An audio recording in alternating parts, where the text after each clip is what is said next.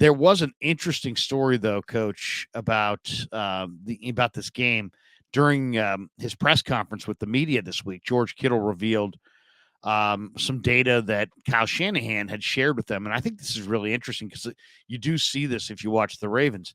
Here's the First quote. quarter. Here's the quote from Kittle. He says one of the coolest stats Coach Shanahan showed us is they are number one. The Ravens are number one defense in the first quarter in the NFL because they come out there and surprise you with how they are just going to hit you in the face. And I respect the hell out of them for that. The Ravens are a very good bully team, and they always seem like they jump out to leads. They hit the ground running at the beginning of these games, and they kind of hit you before you hit them. And they're a very physical team, and they'll try to set that tone. They're really good at home. It seems like, getting leads early in games. But you don't see. I mean, they've lost 3 games this year that they've led. So they do get leads, and sometimes they don't hold those leads, but they do get a lead. And so you got to be ready for the energy and match their energy in that first quarter.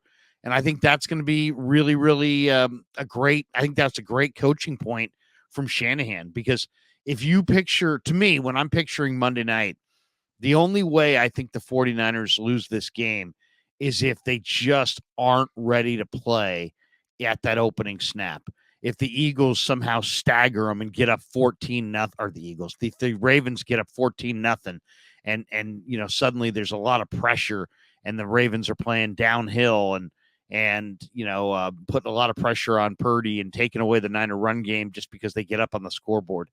So to me, I love that Shanahan made a point of emphasis on that, because if the 49ers come out in the first quarter with tremendous energy and effort, and they're not in any way flat, and they're really bringing it, I think they'll match Baltimore and probably wind up beating Baltimore.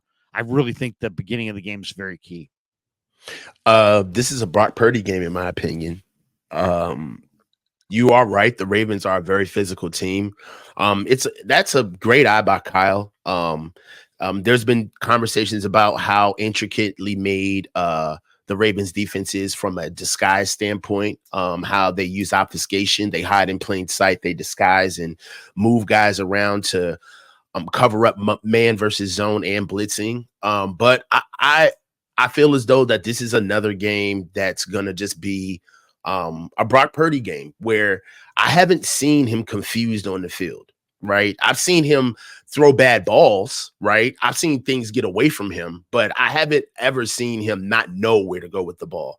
And this is going to be another game where we're going to be able to bear that out. We need to see exactly how the Ravens want to play against us. Now, their calling card is physicality, but I'm calling cap on their endurance, because really that offense, they're the leading squad of that team. If you think about it, they hold the ball. That defense is not on the field long, but when you get that defense on the field for a while, they gas out. And they can be had. And that's where I feel like Kyle is going to be able to dial some things up in the intermediate passing yardage downs, where I feel like Juwan is Juwan Jennings playing this game? Well, that's another one. We don't know. He's in the concussion protocol. He's trying to make his way back. Yeah, well, this would be Debo for that matter. This is going to be something where you're going to need to be able to manufacture physicality in different spots on the field immediately, right? You don't want to run up against this team and go strength on strength, good on good, and possibly lose guys, get nipped and chipped. And honestly, not to be, pragmatic about it, but this game really doesn't matter, right? As far as our playoff contention, it's another game. It's an AFC game. So I really want to win this game. We're still going to be able to see what our team is made of against arguably the second best team in the league. But for me, I think that this is going to be a game for Brock and Kyle where we're going to scheme these guys up pretty much like the Eagles game, where they're going to get schemed up a lot. Debo's going to have a good day. I feel like George is going to have a good day. BA and Christian McCaffrey are going to be used more for spreading these boys out to figure out where they are individually. And that's the weapon that you have in Brock, is that the NFL, especially as the season bears out, right? As we get into the colder months, things are tightening up a little bit more. Teams are a little bit more cemented into who they are. They really can't change who they are. And that lends itself to matchup football. That's really what the NFL starts turning into near this time of the season, where you need to be able to have the guys that can match up individually. And if you don't, you're going to get picked on, right? The Eagles, we picked on their linebackers. The Arizona Cardinals, we picked on their linebackers, right? Zakir White was out. So that's what I'm looking to see with the Ravens on defense. Who has Kyle seen through tape, through scheme, through stats, quite honestly? Who has Kyle seen to say, all right, this is who we're going to go after today? And we're going to go after them with the run. We're going to play action this guy. We're going to go under this guy. We're going to go over this guy. We're going to stress him up the seam. We're going to get him going. We're going to get him over leveraged where he's going different directions.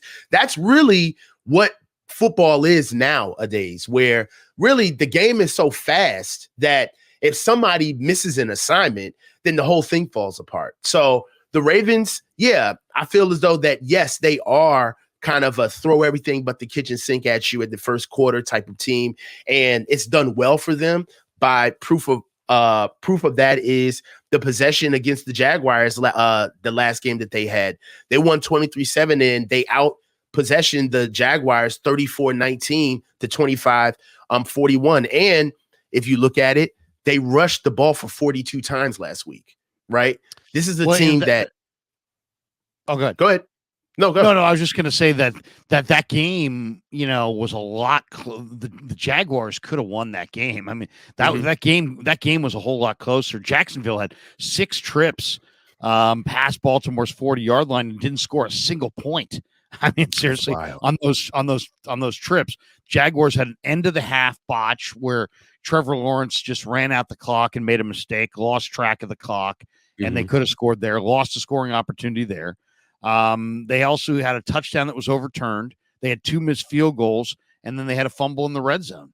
So, I mean, it's like Jacksonville moved the ball on the Ravens defense last week, got inside the 40, and just like suddenly couldn't come up with anything.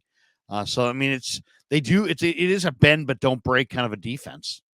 Yeah. And a bend but don't break kind of defense means that they basically play a lot of teams that don't have enough on offense to capitalize to break them, right? They just don't have enough. We're not that team, right? So I don't know that the Ravens can score with the Niners if the Niners don't turn it over. Yeah, I mean, I'm looking at the numbers from Lamar Jackson last week, and they're anemic. 14 for 24, 171, 7-point yards per average, 1 touchdown and a pick. The longest pass he threw was 26 yards, and he took 3 sacks. And that's exactly what I was kind of running up while we were talking. I want to look at what Brock Purdy did against the Jaguars, and I'm looking at it right now. He was 19 for 26, 296, 11 yards per average, 3 touchdowns, no picks, 66 long.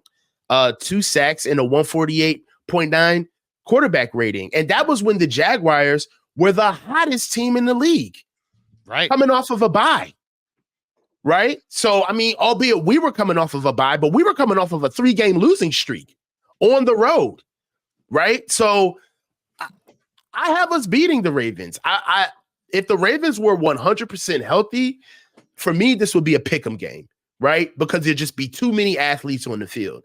But for who they are right now and how they're playing their games, especially after how they looked last week, and for where we are in our health and moving into this phase of the season where it's kind of like everything is kind of make it or break it, I got us beating them. I do too. And yet, it's funny. I don't know if you read this story, but their awesome defensive back, Kyle Hamilton, says we're being disrespected. He says that, he basically says that it feels like they're being disrespected.